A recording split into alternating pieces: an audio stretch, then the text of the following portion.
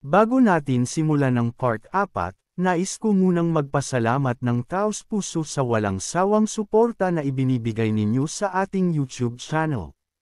Sa mga nagustuhan ang ating video, huwag kalimutan mag-subscribe at i-click ang notification bell upang maging updated sa mga susunod pang video na ating gagawin. Umupo siya sa isang mataas na upuan at hinatulan. Nagpunta siya sa ilegal na tea shop ng Flynn Merchant Guild at dinala ang isang estranghero dito. Inilagay niya ang kanyang baba sa kanyang mga kamay at nag-isip, umiinom siya, pero malinaw pa rin ang kanyang isipan.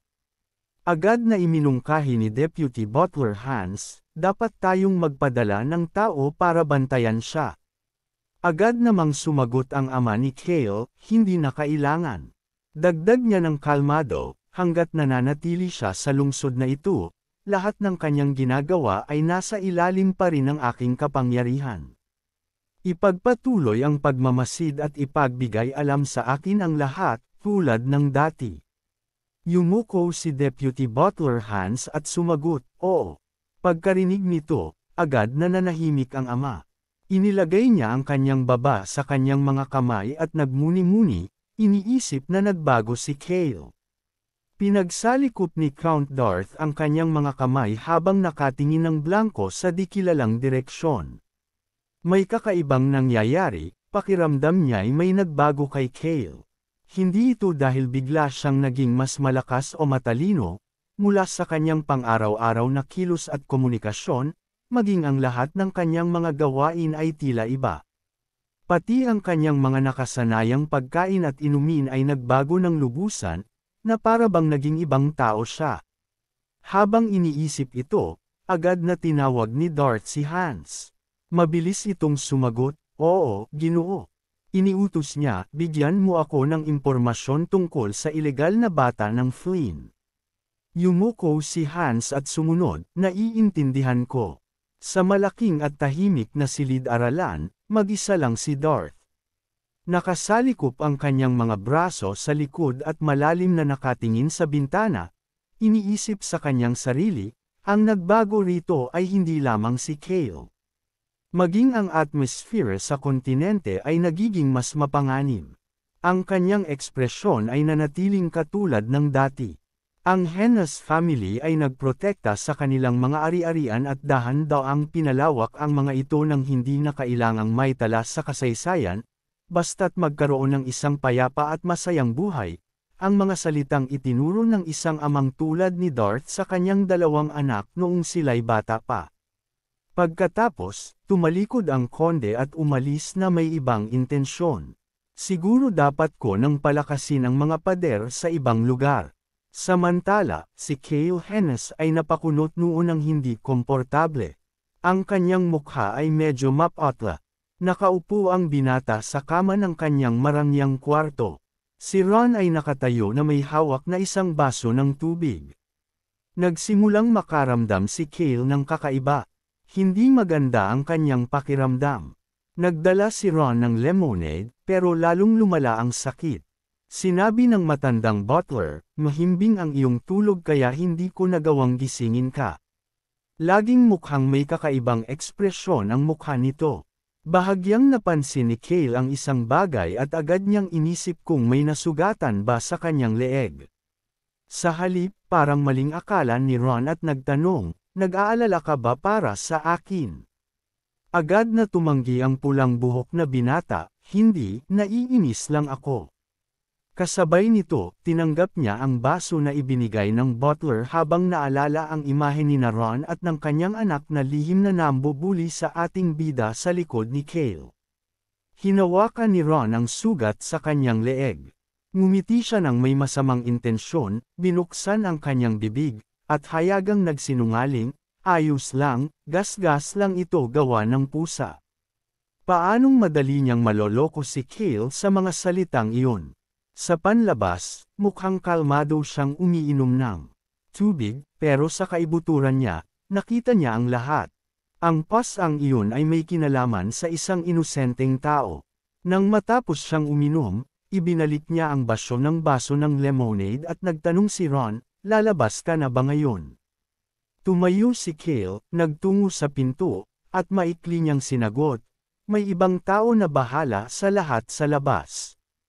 Hinawakan niya ang hawakan ng pinto at tila bubuksan na ito nang magsalita ulit ang matanda, "Naiintindihan ko, Ginoo. Pero, ano ang masasabi mo sa lemonade?" Nagtanong ito ng may pag-iingat, tila hindi alam kung ano ang binabalak ni Kale.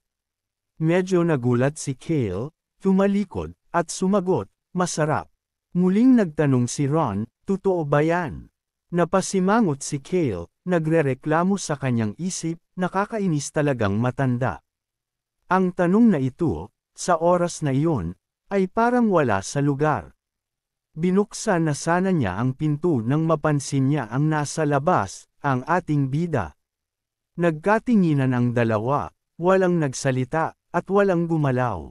Marahil, ito ay isang sitwasyong masyadong hindi inaasahan, at walang sinuman ang handa sa mental na aspeto. Ang gwapong binatang may pulang buhok ay mabilis na senarya ang pinto.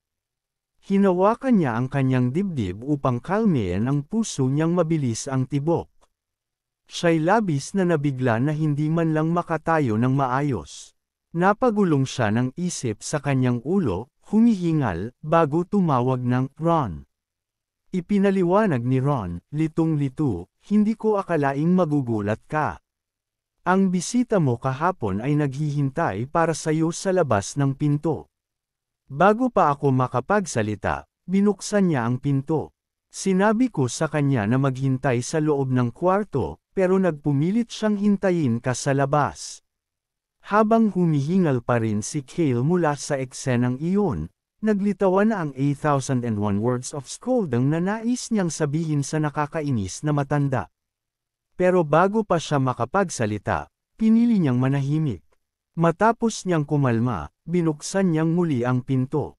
Tumambad sa kanya ang ating bida, nakatayo ng matigas tulad ng isang estatwa, naghihintay sa may pinto. Nakaramdam si Kale ng bahagyang pagtataka sa kanyang puso. Ano na nga ba ang nangyayari? Hindi siya makagalaw kahit isang pulgada. Nakatayo lang ang isa pang binata ng mataas at matikas. Nang makita nito ang taong nais niyang makausap, saka pa lamang ito dahan-dahang nagsalita, repaying the favor. Lubos na nalito si Kale Henas, ang kanyang mga kilay ay nagsalubong. "Ano?" tanong niya ng bahagya ng may pagkabahala.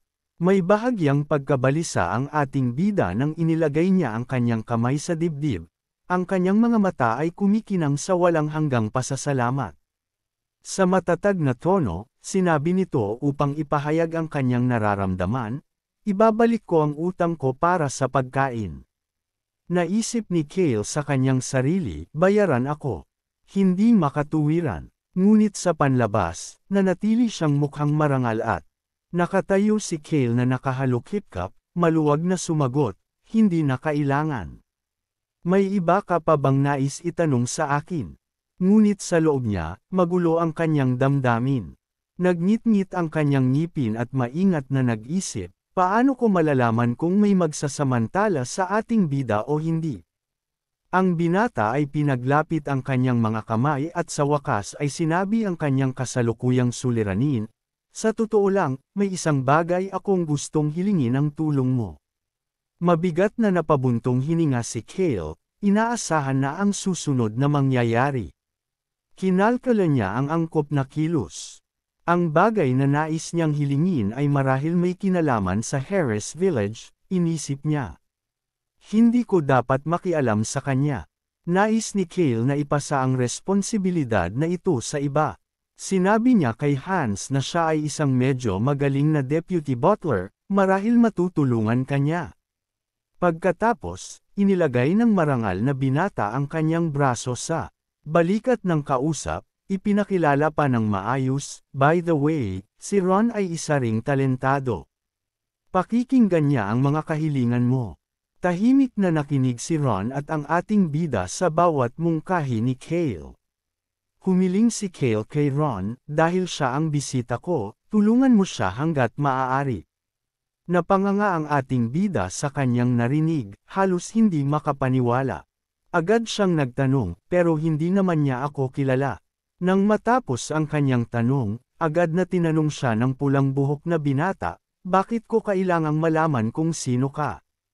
Kailangan ba ng dahilan para tumulong sa isang taong mas hindi pinalad kaysa sa akin? Nagmuni-muni ang ating bida, napagtantong hindi na siya pinahirapan ni Kale. Sa kanyang sitwasyon, inisip niya na maaaring magtanong si Kale ng mahihirap na katanungan. Kung mayroon mang mahirap, si Hans ang gagabay sa kanya. Abala ako, sabi ni Kale sa kanyang isip. Aalis na ako. Pagkasabi niyon, umikot siya at umalis. Habang naglalakad, iniisip niya, kakaiba.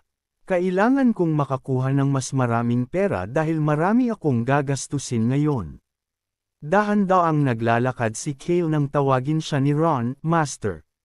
Bumalik si Kale saglit, ngunit pagkatapos ay nagpatuloy din sa paglalakad. Palihim niyang iniwan ang mga ito upang hayaan silang mabuhay at harapin ang kanilang mga problema ng magkasama. Ang pangunahing tauhan at ang kanyang kasama ay dapat malampasan ang mga hamon na magkasama. Ang dalawa ay nahulog sa mahabang katahimikan. Si Ron ay natawa at napansin ang isang bagay na kawili-wili. Ang matapang na aso ay hindi gusto ang maasim na pagkain, ngunit iniinom pa rin niya ito. Napupuot pa rin siya rito, ngunit inubos niya pa rin ang lahat. Tinitigan niya ang likod ni Kale habang ito'y dahan-daang lumalakad palayo, at saka ibinaba ang kanyang paningin sa basyong baso ng lemonade sa kanyang kamay. Dahan-daang hinipo ng matanda ang sugat sa kanyang leeg, ngumiti, at inisip, natakot ang maliit na aso. Alam kaya niya ang anumang bagay. Nag-isip siya ng malalim at tanging nang may tumawag sa kanya saka siya tumingin sa gilid. Itinaas ng ating bida ang kanyang boses at nagmungkahi, ako na ang magpapakita ng daan. Tinitigan ni Ron ang binata sa kanyang harapan, tahimik na hinuhusgahan, ang katusuhang tao na ito. Patuloy na naglalabas ng amoy ng dugo ngunit mukhang inosente, ang matalim na tingin ni Ron ay nagdulot ang ating bida ng biglaang kaba. Totoo na siya ay isang tuso at makasariling tao. Sa puso niya, hindi siya nag-aatubiling magbitaw ng mabibigat at masasakit na salita, ngunit sa panlabas, siya ay nakangiti pa rin ng maamo at tumugon, "Siyempre, sumunod ka sa akin." Si Ron ay tiyak na isa sa mga taong, may isip ahas at bibig Buddha, o katulad niyon. Inilagay niya ang kanyang mga kamay sa likuran at dahan-daang naglakad palayo, habang ang ating bida ay nanatiling nakatayo at nakatingin. Pagkatapos ng ilang sandali, inalis niya ang tingin at sinundan si Ron, na siyang nagpatuloy sa daan. Sa huli, naghiwa-hiwalay ang lahat, umalis nang hindi lumilingon. Samantala, muling pumunta si Kale sa punong kumakain ng tao, may daladalang malaking supot na tela sa kanyang kamay. Kagaya ng dati, tumigil siya sa ilalim ng puno at nagmasid ng ilang sandali. Pagkatapos, ibinuhos niya ang lahat ng tinapay mula sa supot sa lupa. Bumukas ang itim na bibig ng tuod ng puno, gutom at inaagnas, nilulunok ang bawat piraso ng tinapay na nahulog. Bigla itong nagsalita, humihingi ng higit pa, bigyan mo pa ako ng mas marami. Ang maliit na dami ng tinapay ay hindi sapat upang punuin ang tiyan ng puno. Lubos na natakot si Kale sa tagpong ito, iniisip, nababalisa na talaga ako rito. Hinukay niya sa kanyang alaala ang kwentong kanyang nabasa. Ang boses ng babaeng binanggit sa aklat ay boses ng madre na namatay sa gutom, at kagaya ng nabanggit, ang kanyang puot, mga kaaway, at kapangyarihan ay nasa halimaw na punong ito. Hindi ko alam kung ano ang nangyayari, ngunit sinabi ni Doroth na dumaan ako sa klase ngayong gabi, kaya kailangan kong bumalik bago maghapunan. Lumingalinga si Kale, pagkatapos ay tumalikod din at umalis. Dalawang kaisipan ang tumatakbo sa kanyang isip. Sa isang banda, sinasabihan niya ang sarili, kailangan kong magmadali, kailangan kong magmadali. Sa kabilang banda, iniisip niya, tungkol sa orihinal kong plano. Kalahati nito ay balak kong punuin ang gutom ng puno ngayon. Muli niyang nakita ang dalawang batang palaboy. Nandoon pa rin sila, hawak ang loaf ng tinapay na ibinigay niya ilang araw na ang nakalipas. Marahan nilang kinakain ang bawat kagat, hindi napansin ang mga mungo na nakadikit sa kanilang mga bibig. Hindi nila pinansin ang presensya ni Kale. Naupo pa rin sila upang kumain dahil gutom na sila sa loob ng maraming araw. Bilang isang marangal, tumayo lang si Kale at saglit silang pinagmasdan bago nag-click ng dila at nagpatuloy sa paglalakad pauwi. Sa magkabilang gilid ng daan ay mga hanay ng berdeng at pulang bahay na magkadikit. Gumawa rin si Kale ng kanyang susunod na hakbang. Dahil kinuha niya ang lahat ng cake mula sa panaderia kahapon, kakailanganin ng oras upang muling maghanda. Kailangan kong humanap ng ibang tindahan. Biglang narinig ang nanginginig na boses mula sa likuran. Boss! Ito ang boses ng isang matabang babae. Nakatali ng maayos ang kanyang buhok, sinamantala niya ang pagkakataon sa harap niya. Itinuro sa isang direksyon, at buong tapang na nagbigay ng mungkahi, marami pong cake sa tindahan ko. Agad na nagdasal si Kale, ito'y isang taong marunong magnegosyo. Nagpitik siya ng barya patungo sa may-ari ng tindahan at matapang na sinabi, bilhin ko na lahat, bilasan mo. Nang makita ng tindera ang pera, lumiwanag ang kanyang mukha, labis ang tuwa't bagong sigla habang hinahaplos ang mahalagang gintong barya sa kanyang kamay. Ang kanyang mga mata ay kumikislap na parang mga bituin sa kalangitan. Napakasaya niya kaya't hindi niya maipusara ang kanyang bibig habang nakangiti. Agad siyang bumalik sa tindahan, masiglang nagsabi, sandali lang po. Makalipas ang ilang saglit, bumalik siya na may dalang supot na puno ng tinapay, inilapag ito sa lupa, at sinabi, narito na po. Ang kanyang kasanayan, pagiging maagap, at mabilis na kilos ay nagdulot ng paghanga kay Kale. Hindi ito nagtagal, mabuting negosyante siya, bulong niya sa sarili. Masayang ipinahayag ng tindera ang kanyang intensyon para sa pangmatagalang kooperasyon. Makakapaghanda po ako ng mas marami sa susunod. Binuhat ni Kale ang supot ng mga cake sa kanyang balikat, ngumiti, at tila pumayag, iniisip, gusto ko ang babaeng ito. Samantala, may isa pang lalaki ang nakakita sa tagumpay ng tindera at agad na sinamantala ang bihirang pagkakataong ito. Malakas niyang sinabi, Master, makakapaghanda rin po kami ng marami para sa inyo. Lumapit si Kale, iniabot ang isang gintong barya, at nagbigay ng utos, sa susunod na bumalik ako sa tindahan ninyo, maghanda na kayo ng isang supot. Lubos din ang galit ng tindero, agad niyang iniabot ang kanyang kamay para tanggapin ang bayad. Napakabilis ng lahat, at lahat ng ito ay nasa kontrol ni Kale, iniisip niya. Bukas, kailangan kong bumisita sa 3 tindahan para makuha lahat ng cake. Masaya si Kale na mabilis na naihanda ang lahat. Abala pa rin siya sa pakikipag-usap, pagbili, at pagbebenta sa mga negosyante, hindi namamali na may isang taong nagtatago sa likod ng pader at lihim siyang pinagmamasdan mula sa malayo. Nakikita si Kale na nakatayo at nakikipag-usap sa iba. Biglang nagtanong ang isang maliit na boses, anong ginagawa niya rito? Baliw ba siya? Ang nagbubulong sa sarili ay walang iba kundi ang anak ng asasin na si Ron, si Barrow. Naalala rin niya ang sinabi ng kanyang ama, isa siyang kawili-wiling bata. Hindi niya ito masyadong pinansin noon, ngunit habang inoobserbahan niya si Kale, lalo siyang sumasang-ayon sa kanyang ama. Tunay ngang may malalim na pananaw si Old Ron, iniisip ni Barrow. Napaka-interesante niyang panuurin, kagaya ng itim na buhok na bata. Ang kanyang mga mata ay malamig at tuso, tulad ng sa kanyang ama, isang matandang lobo na puno ng mga plano. Kalat ng tagpo, isang maliit at cute na kamay ang hawak ang munting basong garapon, tila may lamang isang uri ng halaman. May nagsalita, Ito ay hindi cake.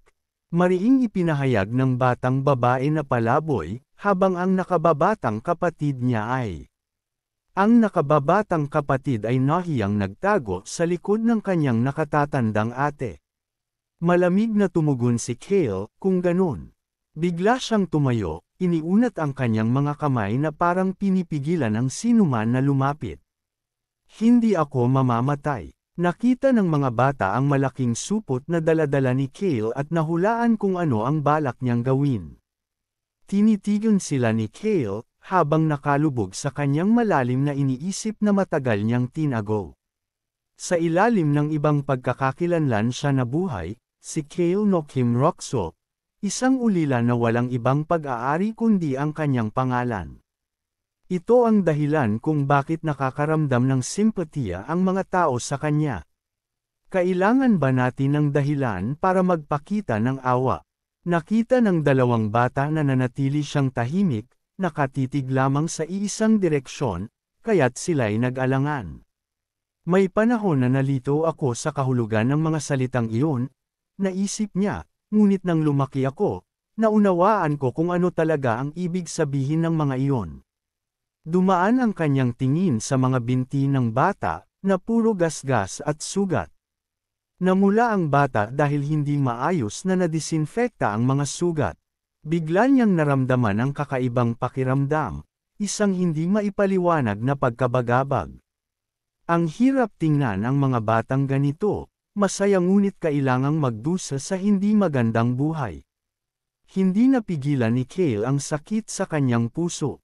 Ayoko nang makitang nahihirapan ang mga bata, bulong niya, ngunit hindi ibig sabihin nito na gusto ko sila.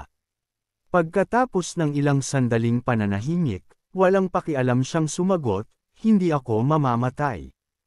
Ang kanyang mukha ay malamig na parang yelo. Sa wakas, narating ni Kale ang masamang puno. Tulad ng dati, isang pamilyar na hiling ang narinig.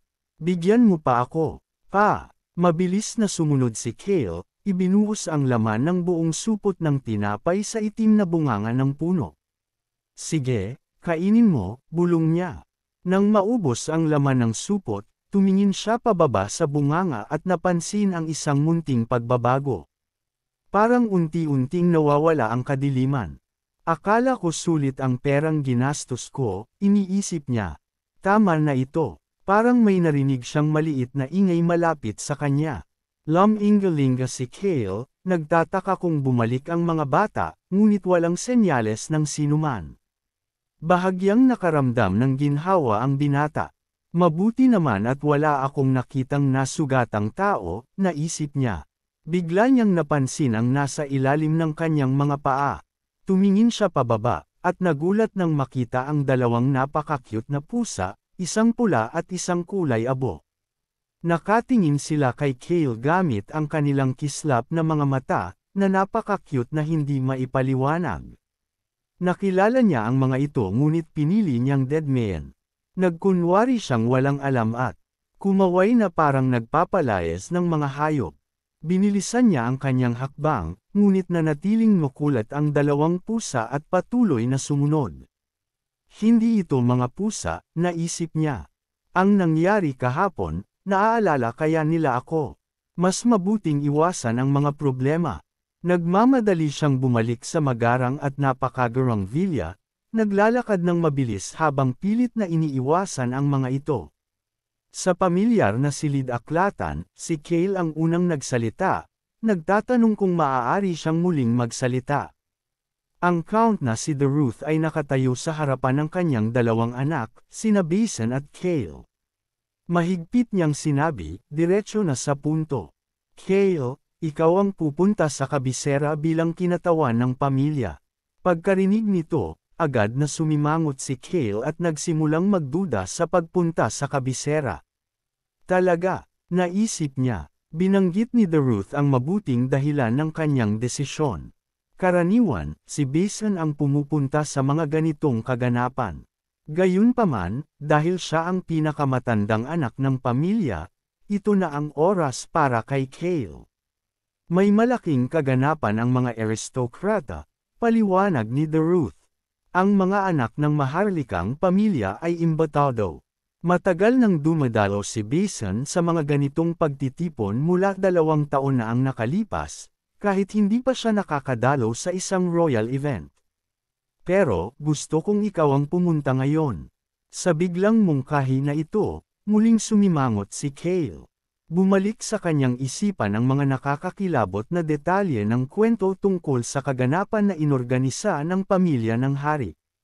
Naalala niya ang terorismo sa plaza, isang lihim na organisasyon ang nagsagawa ng pag-atake sa gitna ng plaza kung saan maraming tao ang nagtipon sa kabisera. Tanging ang ating bida lamang ang nakatuklas ng kanilang plano. Unti-unting sumulpot sa isipan ni Cale ang nakakatakot na mga imahe. Ang plaza ay tila naging impyerno, nilamon ng apoy na sumire sa lahat. Ang ating bida lamang ang nagdala ng espada at nilabanan ang kamatayan, iniligtas ang maraming tao at naging malapit sa maharlikang pamilya, parang isang kaanak o matalik na kaibigan. Yumuko rin ang ating bida bilang pasasalamat at nangakong maglilingkod sa kanila. Ang mga alaala pa lamang nito ay sapat nang magdulot ng kilabot sa katawan ni Cale. Nararamdaman ko na naman ang kilabot, bulong niya sa sarili. Ang ideya na maging bahagi ng insidenteng iyon ay nagdala ng matinding kaba. Paimpol siyang tumingin kay Basin, ang nakababatang kapatid niya, at inisip ang isang paraan para makaiwas. Katatapos lang sabihin ni Ama na madalas pumunta si Basin sa mga ganitong kaganapan. Bakit hindi ko kaya siya ang ipadala? Ayoko nang pumunta sa isang mapanganib na lugar. Ngunit hindi niya magawang sabihin iyon ng direkta kay Basin. Kailangan niya ng matibay na dahilan kung bakit hindi siya dapat pumunta sa kabisera. Bukod pa rito, bakit kaya ginawa ito ni The Ruth?